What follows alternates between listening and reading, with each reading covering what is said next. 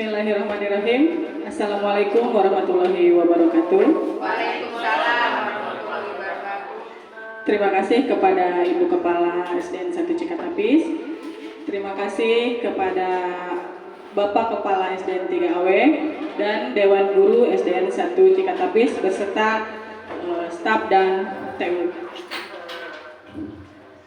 Alhamdulillah pada kesempatan ini kita bisa berkumpul bersama dalam kegiatan diseminasi menyebarkan pemahaman dan penerapan pengalaman budaya positif modul 1.4 di SDN 1 Cikatapis bersama saya Ida Yulianti CGP KPKT 7 SDN 1 Cikatapis Kabupaten Lebak.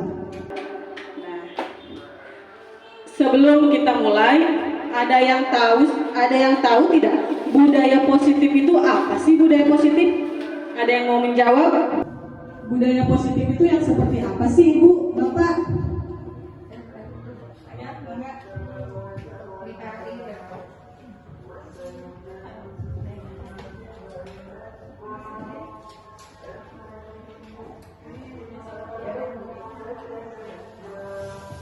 Assalamualaikum warahmatullahi wabarakatuh. Perkenalkan, nama saya Yuni Wahyuni, guru dari SDN 3 AW. Yang saya pahami dari budaya positif adalah kelakuan atau sifat-sifat baik yang harus dimiliki oleh siswa baik di sekolah maupun di rumah. Terima kasih. Terima kasih, Bu Yen. Ada yang mau menambahkan budaya positif itu yang seperti apa?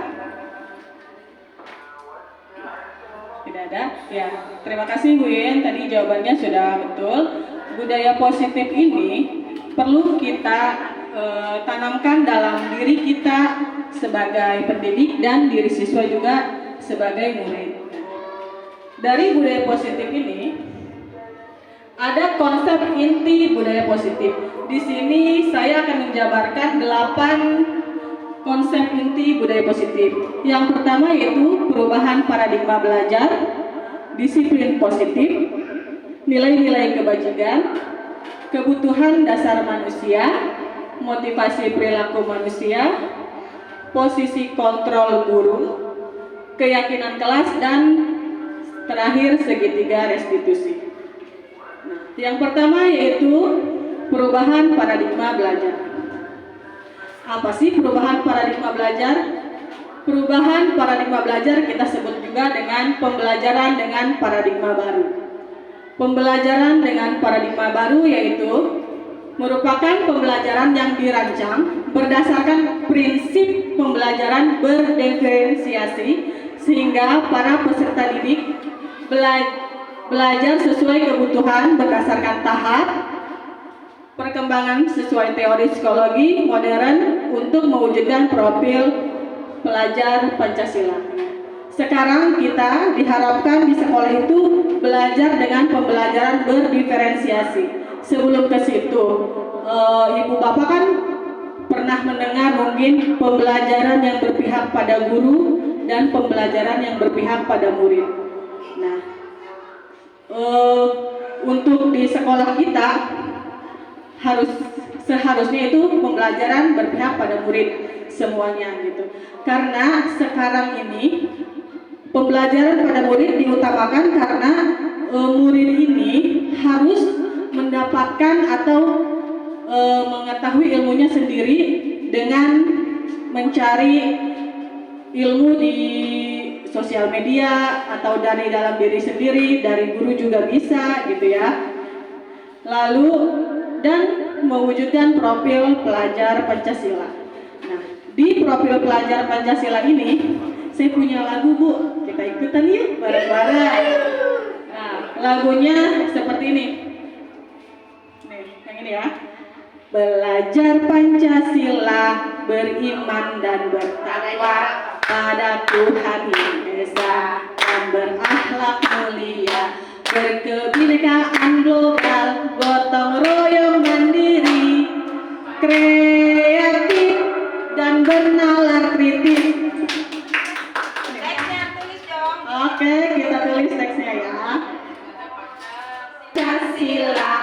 beriman dan bertakwa pada Tuhan yang Esa, dan berakhlak mulia, berkebinekaan global, gotong royong mandiri, kreatif dan bernalar kritis. Ya, bisa disarang ya. Nanti ada lagi Bu. Ya, kita ke selanjutnya, yaitu miskonsepsi tentang teori kontrol. Kita biasanya sebagai guru itu kalau di kelas itu biasanya guru bisa nih mengontrol murid. Guru biasanya kamu harus seperti ini, kamu harus seperti ini, kamu harus nurut sama ibu, gitu kan? Itu kan miskonsepsi, seharusnya bukan seperti itu, gitu. Nanti kita pelajari. Lalu ilusi bahwa semua penguatan positif efektif dan bermanfaat.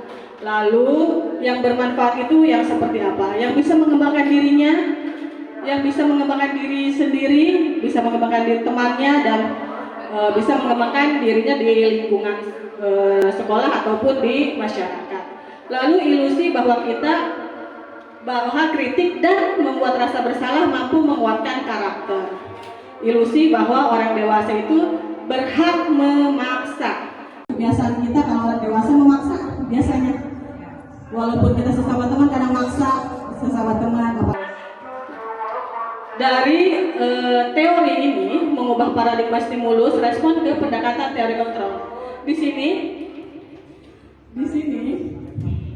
di stimulus respon, di teori stimulus respon, realitas atau kebutuhan kita sama. Sebenarnya di teori kontrol itu kebutuhan kita itu pasti berbeda-beda kan ya Bu? Tidak mungkin kebutuhan saya dengan kebutuhan Bu Reni itu sama, ya. Tapi kenapa kita kalau di kelas itu kebutuhan murid itu di kelas pasti sama? Seharusnya di kelas pun kebutuhan murid itu pasti berbeda-beda. Jadi ketika kita pembelajaran di kelas, kita harus menanyakan dulu kita ke siswa gitu, bagai pembelajaran yang seperti apa yang kalian mau, atau kita bisa sebarkan kertas 1 lembar gitu ke murid. Nanti kita kelompokkan mana di sini bisa ingin pembelajaran yang seperti ini, yang ini ingin pembelajaran yang seperti apa. Nah, itu harusnya yang seperti itu gitu. Semua orang melihat hal yang sama di stimulus respon. Ternyata setiap orang itu memiliki gambaran berbeda. Karena dari kebutuhan kita berbeda, pasti kita mempunyai gambaran yang berbeda pula. Lalu kita mencoba mengubah orang agar berpandangan sama dengan kita, kan seharusnya tidak mungkin ya. Dari teori kontrol itu kita berusaha memahami pandangan orang lain tentang dirinya atau tentang dunia kita gitu. Selanjutnya, perilaku buruk dilihat sebagai suatu kesalahan. Perilaku buruk dilihat dari suatu kesalahan. Biasanya ketika siswa sedang berantem, mereka pasti sama kita langsung disalahkan. Seharusnya tidak. Semua perilaku itu memiliki tujuan. Mereka berbuat salah atau mereka berantem, mereka pasti mempunyai tujuan. Kenapa? Misalnya gara-gara dipoyokan gitu kan. Misalnya gara-gara diledek sama siswa yang lain, makanya dia mempunyai tujuan untuk membela diri seperti itu. Orang lain bisa mengontrol saya. Orang lain bisa mengontrol saya, padahal hanya diri kita sendiri yang bisa mengontrol diri kita. Orang lain tidak akan bisa mengontrol diri kita. Seperti genggaman tangan ini. Jika kita tidak ingin membuka genggaman tangan ini, siapapun yang menyuruh genggaman tangan ini dibuka, itu tidak akan mungkin kita mau buka, kecuali diri kita sendiri yang mau membukanya. Seperti itu. Saya bisa mengontrol orang lain, padahal saya atau Anda tidak akan bisa mengontrol orang lain. Itu hanya kemauan sendiri. Lalu pemaksaan ada pada saat rujukan gagal, kolaborasi dan konsekuen menciptakan pilihan-pilihan baru. Nah, seharusnya kita sebagai pendidik ini memiliki konsep atau menciptakan pilihan-pilihan baru tentang pembelajaran di kelas dan di sekolah kita. Untuk mengembangkan sekolah kita itu harus mempunyai konsep yang seperti apa? Harus ada konsep-konsep atau ide-ide baru dalam diri kita untuk bisa mengembangkan sekolah kita di sini.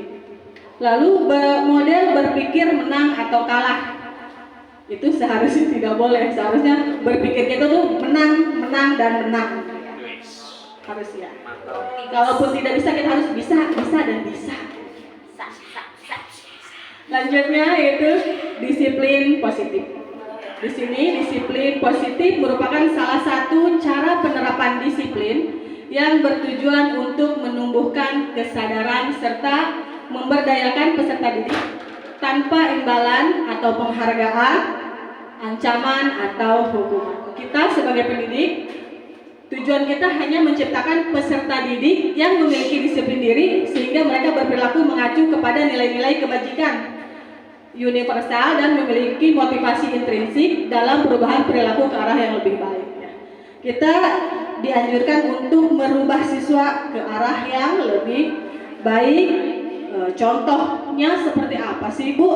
Siapa yang mau menjawab perubahan yang lebih baik dari sebelumnya ke yang lebih baik yang sekarang gitu? Ada yang mau menjawab? Baik, Ibu. Assalamualaikum warahmatullahi wabarakatuh. Waalaikumsalam warahmatullahi wabarakatuh. Ya, saya mencoba menjawab tadi dari Bu Ida. Contoh tujuan dari pendidikan untuk menciptakan kemajuan karakter pada anak. Mungkin ya salah satunya yang sering saya temukan di kelas, anak sudah mulai berani menyampaikan ide, gagasan, ataupun pertanyaan-pertanyaan yang tadinya mereka cuma diam saja karena ada anggapan diam itu emas katanya.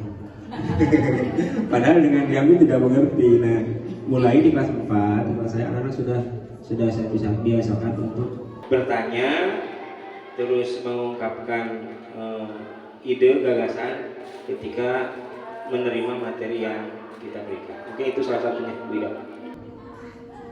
Terima kasih. Terima kasih Pak Arif. Ya betul. Ya betul. Contohnya itu mulai dari diri kita itu yang seperti itu ya, yang bisa menyimpulkan, membuat ide atau gagasan baru. Itu contoh dari universal intrinsik kita sendiri. Ya, selanjutnya nilai-nilai kebajikan. Di sini nilai-nilai kebajikan yang kita sepakati bersama lepas dari suku, bangsa, agama, bahasa maupun latar belakangnya. Contohnya ini yaitu dari profil pelajar Pancasila dan keterampilan hidup atau life skill. Dari profil pelajar Pancasila ini kan ada 6 ya. Beriman dan bertakwa pada Tuhan Yang Maha Esa dan berakhlak mulia, berkebinekaan global, gotong royong, mandiri, kreatif, dan bernalar kritis. Kita harapkan siswa kita di sekolah itu mempunyai iman dan takwa yang baik atau rasa syukur yang baik, berakhlak mulia. Jadi kita terapkan terhadap diri kita dan murid kita itu di kelas itu utamanya akhlak ya, akhlak mulianya gitu. Sopan santunnya terhadap sesama teman, terhadap guru, terhadap kakak kelasnya atau adik kelasnya, saling menghormati, saling sopan. Nah, gotong royong di sini bukan hanya kita kalau misalnya jungsi setiap Jumat itu gotong royong, bukan. Di kelas pun kita bisa bergotong royong. Contohnya, ketika satu siswa tidak mengerti atau tidak paham, kita bisa menyuruh teman untuk menjadi tutor sebaya. Itu bisa ke gotong royong. Lebih mandiri, lebih kreatif dan bernalar kritis. Nah, bernalar kritis ini yang seperti tadi Pak Arif ucapkan, yaitu kita siswa kita itu mempunyai ide-ide atau gagasan baru, dia mau mengungkapkannya dari dirinya sendiri. Lalu kalau dari keterampilan hidup atau life skill itu dapat dipercaya, lurus hati, keuntungan gitu. Nah, pendengar yang aktif, lalu tidak merendahkan orang lain dan memberikan yang terbaik dari dirinya. Kita harapkan semua murid kita seperti itu nanti dari sekarang dan ke depannya. Amin. Ya, setidaknya percaya diri dulu itu lebih penting. Selanjutnya kebutuhan dasar manusia. Kebutuhan dasar manusia itu segala sesuatu yang kita lakukan untuk mendapatkan apa yang kita inginkan. Seluruh tindakan yang kita lakukan memiliki tujuan tertentu dan semua usaha terbaik yang kita lakukan adalah dalam rangka agar kebutuhan dasar kita terpenuhi dengan baik. Biasanya kita sebagai manusia mementingkan kebutuhan hidup atau gaya hidup itu kan berbeda ya.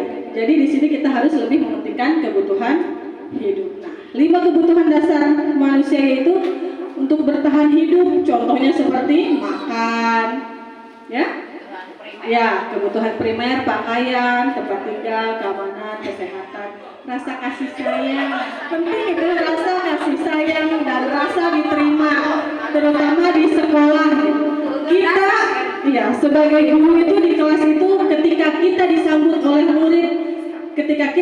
oleh murid dengan rasa diterima dan rasa kasih sayang kan senang ya, apalagi murid pun seperti itu. Ketika kita rangkul dan diterima dengan rasa kasih sayang, pasti murid pun akan lebih sayang terhadap kita. Lalu penguasaan, harga diri nih biasanya.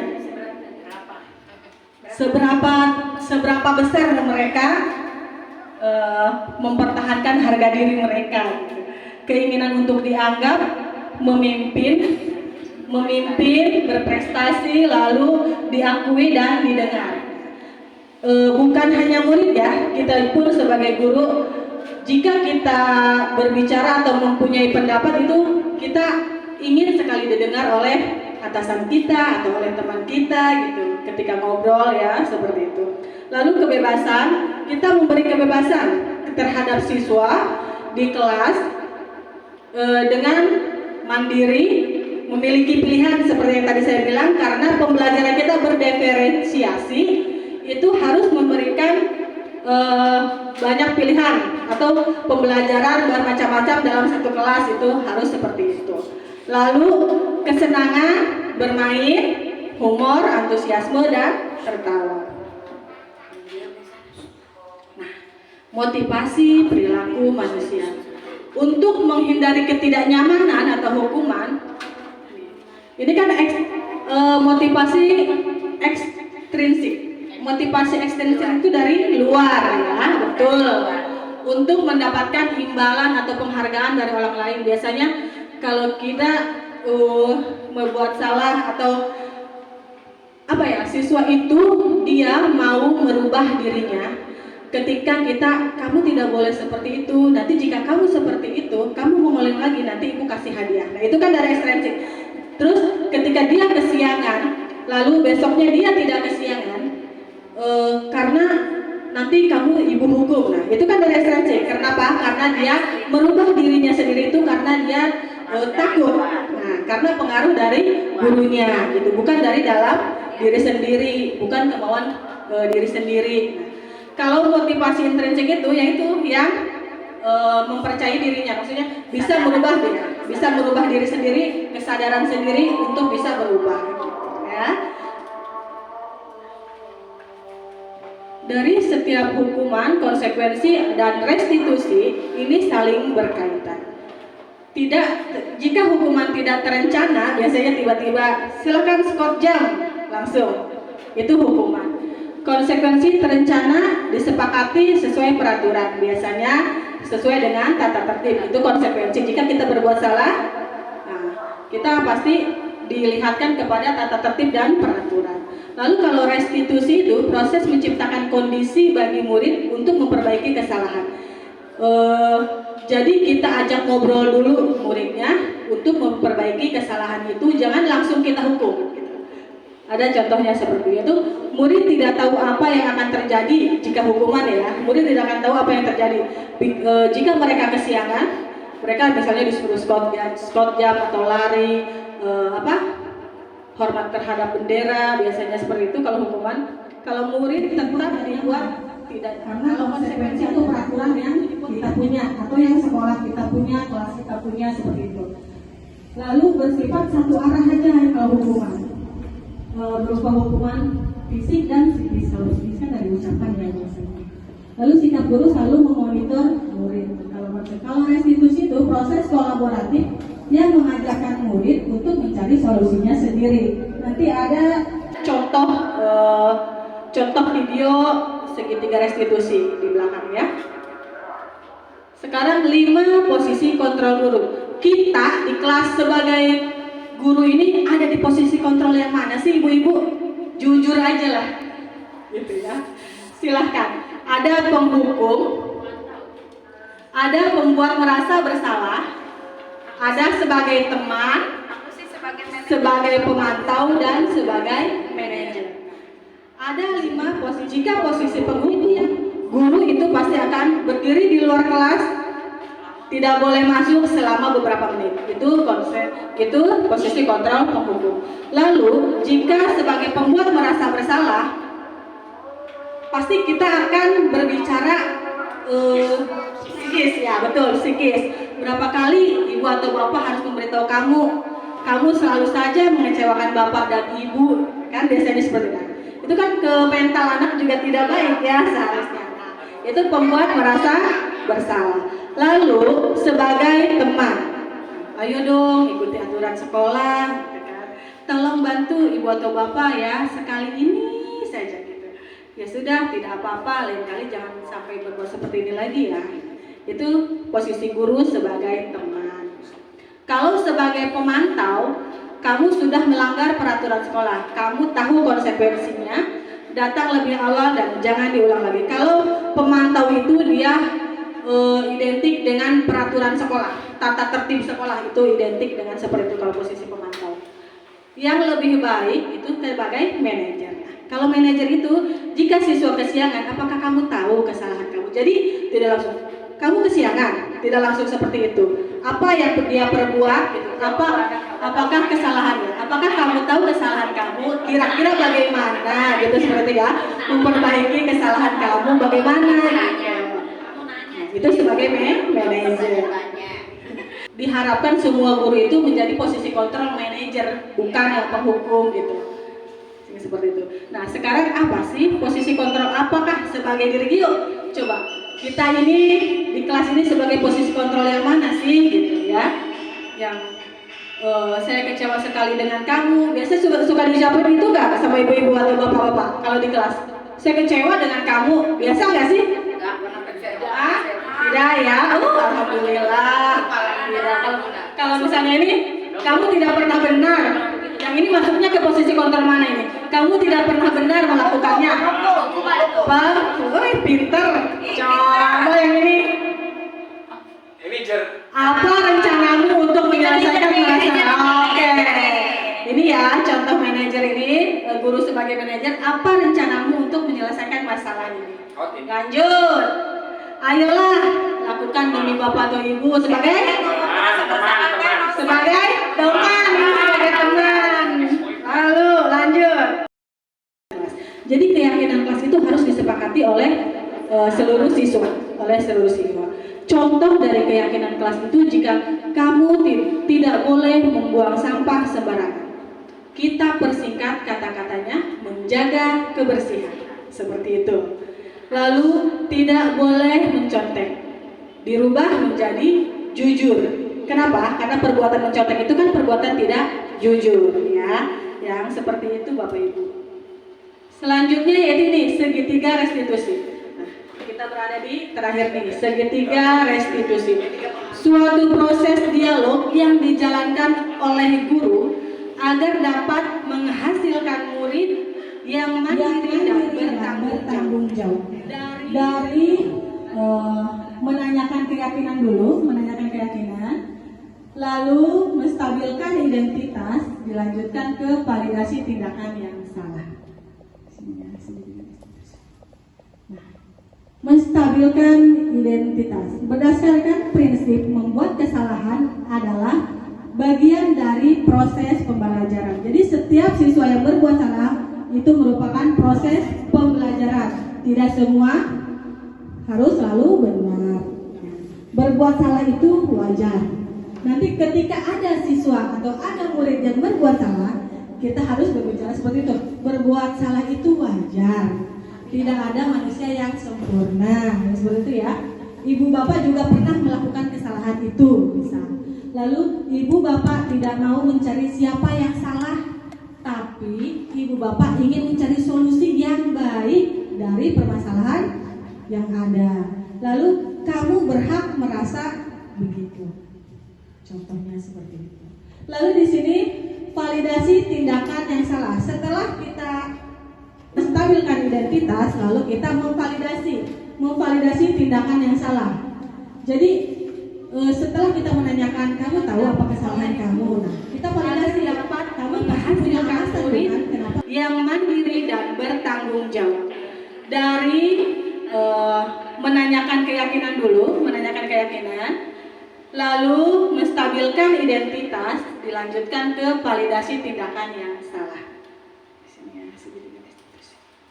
Nah, menstabilkan identitas berdasarkan prinsip membuat kesalahan adalah bagian dari proses pembelajaran. Jadi setiap siswa yang berbuat salah itu merupakan proses pembelajaran. Tidak semua harus selalu benar. Berbuat salah itu wajar. Nanti ketika ada siswa atau ada murid yang berbuat salah, kita harus berbicara seperti itu. Berbuat salah itu wajar. Tidak ada manusia yang sempurna. Seperti itu ya. Ibu bapak juga pernah melakukan kesalahan itu, misal. Lalu ibu bapak tidak mau mencari siapa yang salah, tapi ibu bapak ingin mencari solusi yang baik dari permasalahan yang ada. Lalu kamu berhak merasa begitu. Contohnya seperti itu. Lalu di sini validasi tindakan yang salah. Setelah kita menstabilkan identitas, lalu kita memvalidasi tindakan yang salah. Jadi setelah kita menanyakan, kamu tahu apa kesalahan kamu? Nah, kita validasi. Kamu pasti punya alasan bukan? Kenapa kamu membuat kesalahan tersebut? Apa alasannya? Kita mengharapkan siswa agar memberi alasan, agar jujur. Kenapa misalnya dia kesiangan? Kenapa dia bisa kesiangan? Gitu. Karena semalam saya main HP bu, begadang sampai larut malam. Itu kan udah tahu salah. Gitu. Bagaimana cara? Ya, bagaimana cara agar tidak kesiangan lagi? Langsung ditanyakan lagi kepada si siswanya. Padahal kamu bisa melakukan yang lebih buruk dari ini bukan? Jika berantem. Terus kalau sudah berantem, padahal karena si itu kan bu, karena si itunya ngeledekin saya, kan seperti itu. Padahal kan saya sudah diam gitu. Yang seperti itu. Jadi ada kata-kata ini, padahal kamu bisa melakukan yang lebih buruk dari ini ya. Kamu patut bangga karena telah melindungi sesuatu yang penting buat kamu. Kamu melakukannya karena mempertahankan sesuatu yang penting. Contohnya kan harga diri tadi ya, penting gitu. Selanjutnya yaitu setelah memvalidasi, menanyakan keyakinan. Berdasarkan prinsip teori kontrol bahwa pada dasarnya kita termotivasi secara intrinsik. Apa keyakinan kelas kita? Kita ulang kembali lagi. Karena kita sudah membuat keyakinan kelas, kita tanyakan kepada siswa, apakah sesuai dengan keyakinan kelas kita? Nilai-nilai apa yang telah disepakati bersama? Lalu seperti apa gambaran sebuah kelas yang ideal menurut kamu? Kamu ingin menjadi orang yang seperti apa? Ditanyakan itu kepada siswa. Nah, ini contoh penerapan segitiga restitusi. Posisi kontrol yang dikembangkan oleh Diane Gosson dan contoh penerapannya.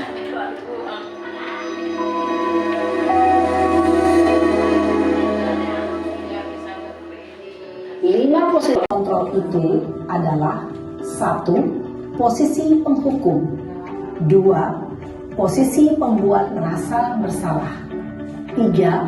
Posisi teman. 4. Posisi pemantau atau monitor. Dan 5. Posisi manajer.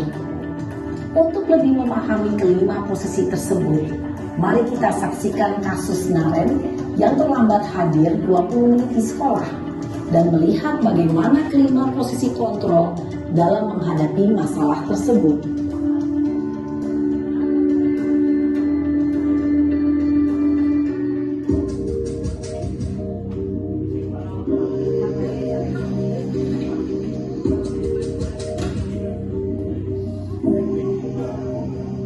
Naren, sini kamu. Selamat pagi Bu.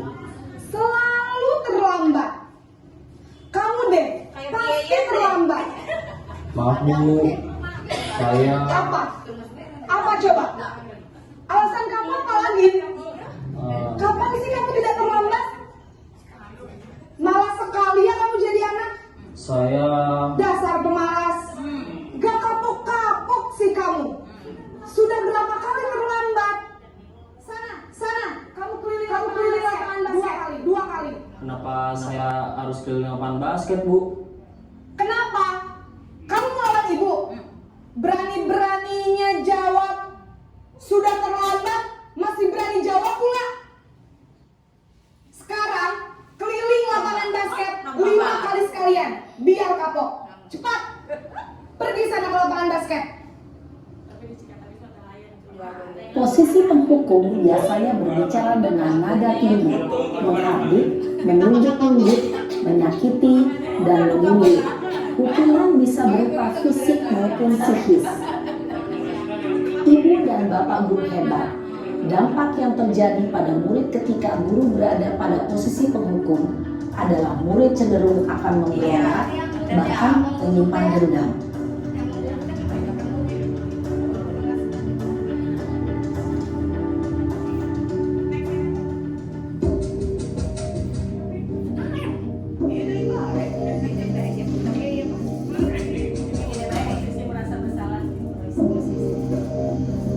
Naren!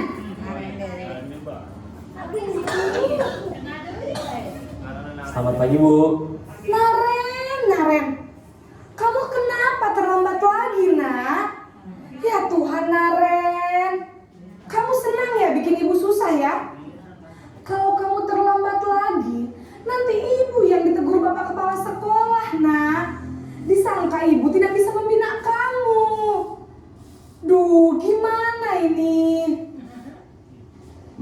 Maaf Bu, Duh Gusti Naren, kamu suka ya kalau ibu ditegur bapak kepala sekolah? Terus, sekarang ibu harus tulis apa yang di buku absen? Ini kamu sudah sering terlambat loh. Ibu harus apa coba? maaf Bu, maaf sekali. Ya sudah, lain kali jangan bikin ibu susah lagi ya nak ya. Ibu tidak akan kuat lagi kalau kamu begini terus. Bisa jantungan kalau ibu tegur bapak kepala sekolah. Sana cepat ke kelas. Maaf ya Bu, maaf sekali. Posisi pembuat rasa bersalah berbicara dengan nada tenang, cenderung lembut. Namun kata-kata yang diutarakan membuat murid merasa menjadi orang yang gagal, memandang buruk dirinya sendiri, merasa tidak berharga, dan tidak sanggup membahagiakan orang lain. Ketika guru mengambil posisi pembuat rasa bersalah, murid akan menganggap dirinya yang bersalah dan ia akan menyimpan emosi negatif tersebut di dalam dirinya.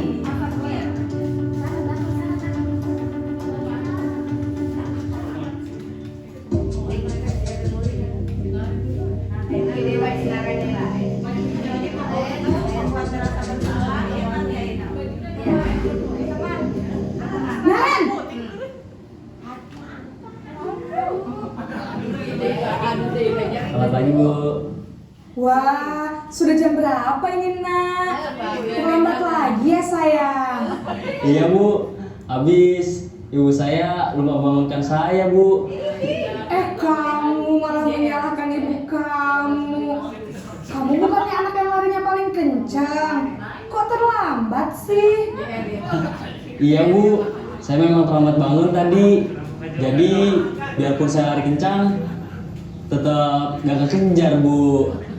Ya sudah sana. Nanti lain kali larinya lebih kencang lagi ya. Biar gak terlambat lagi. Bikin seneng ibu. Demi ibu. Bisa kan? Bisa lah Bu. Ya sudah sana masuk kelas. Ibu beresin urusan absen kamu. Kamu ini ada-ada saja. Dalam posisi teman, guru berbicara dengan nada suara ramah, akrab, cenderung bersenda gurau untuk menjaga suasana tetap santai. Murid akan merasa senang, aman, dan akrab dengan guru. Identitas yang tercipta adalah identitas sukses atau berhasil. Namun, perlu diingat, karena ini masih dorongan eksternal, maka ada faktor ketergantungan dari murid kepada orang tertentu. Di sini guru aksennya, sehingga di lain waktu murid bisa berperilaku baik, namun hanya kepada orang-orang tertentu saja.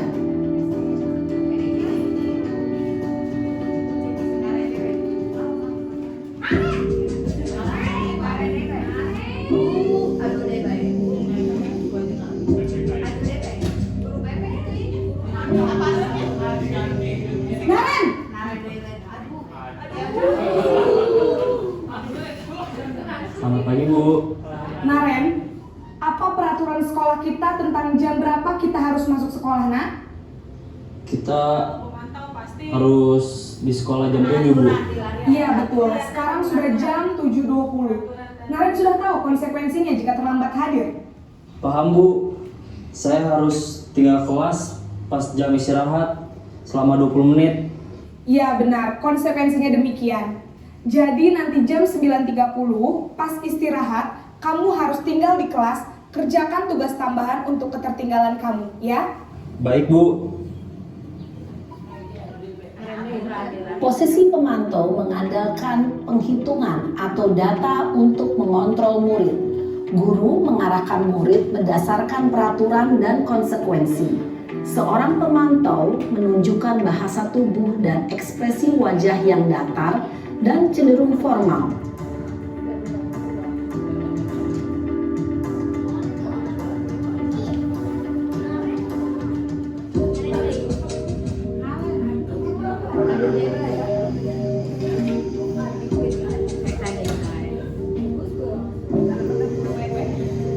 Naren!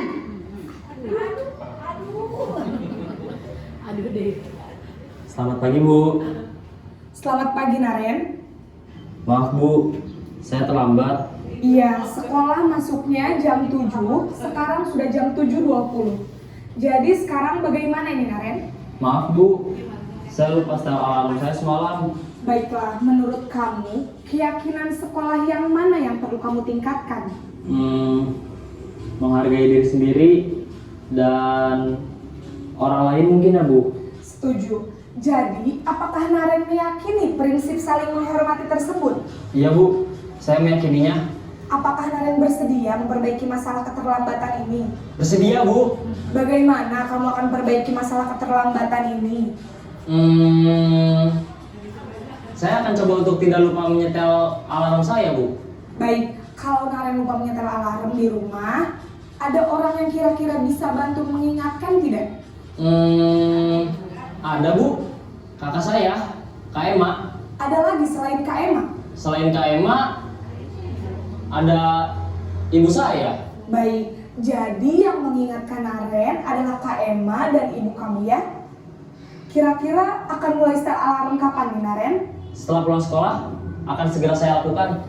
Baik, jadi Naren akan setel alarm untuk bangun besok pagi dan akan diingatkan oleh kakak dan ibunda Naren ya. Ada lagi yang mungkin perlu dilakukan, Naren, agar tidak terlambat bangun lagi?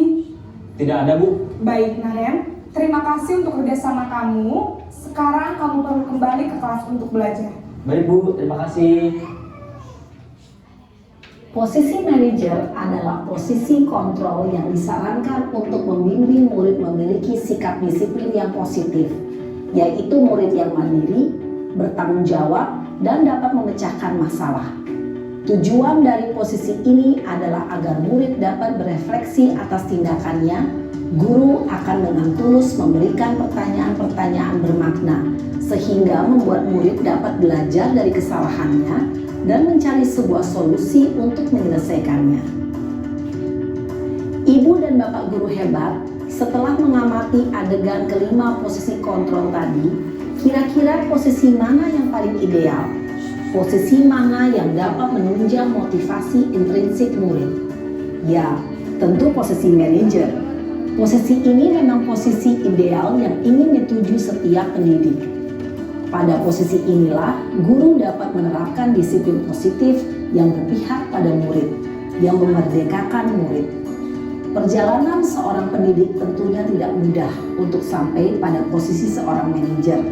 Namun, tujuan kita pasti, yaitu menciptakan murid-murid yang mandiri, merdeka, dan bertanggung jawab.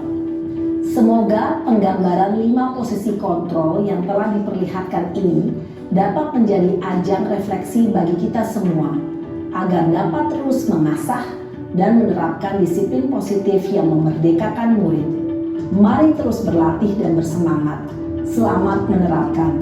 Salam dan bahagia Ibu dan Bapak Guru hebat. Alhamdulillah. Itu contoh penerapan segitiga restitusi ya, 5 kontrol guru kita sebagai 5 posisi kontrol guru yang harus kita terapkan di sekolah. Yang paling baik yaitu posisi manajer.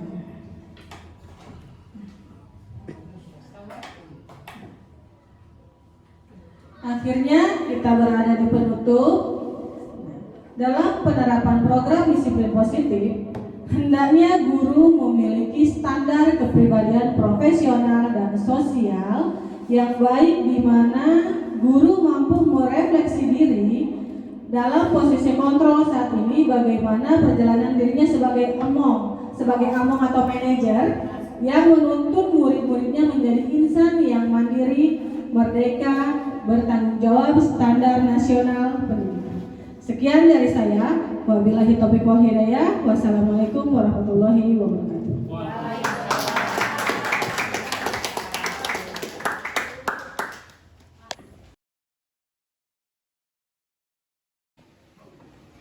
Assalamualaikum warahmatullahi wabarakatuh.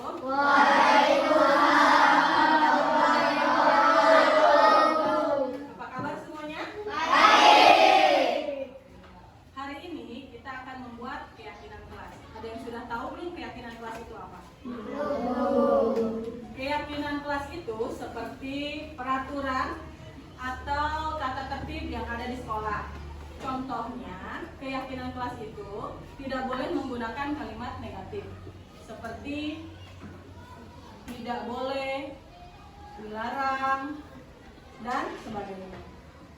Ibu beri contoh 1 keyakinan kelas, dan keyakinan kelas itu harus kita sepakati bersama. Jadi nanti semua siswa maju ke depan menulis keyakinan yang telah kita sepakati dan kita laksanakan di kelas maupun di luar kelas. Keyakinan kelas itu harus kita sepakati antar teman dengan teman, antar siswa dengan guru, itu yang seperti itu. Contohnya yaitu jangan membuang sampah sembarangan. Kita ganti kalimatnya dengan menjaga kebersihan. Lalu tidak mencontek saat jam pelajaran, kita rubah menjadi kalimat jujur ya, seperti itu. Sudah paham? Sudah. Kalau sudah paham, Ibu akan bagikan kertas ini. Nanti kalian tulis kertas ini, lalu tempelkan ke depan masing-masing ya. Ibu bagikan dulu.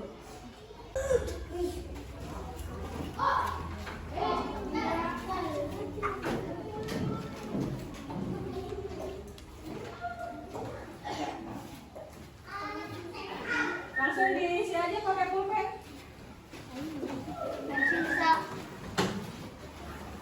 Nanti kalau sudah kalian tempelkan di sini di depan.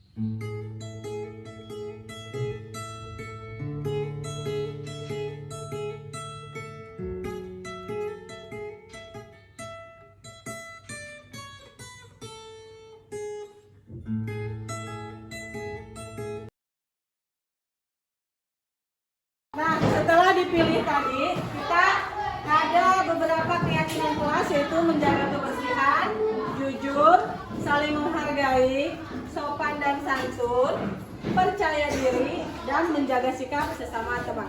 Setelah kita sepakati keyakinan kelas ini, Ibu mau kalian menandatangani keyakinan kelas kita, kesepakatan kita, agar jika kalian melanggar, kalian tentu dapat ingat kembali sudah menandatangani keyakinan kelas ini.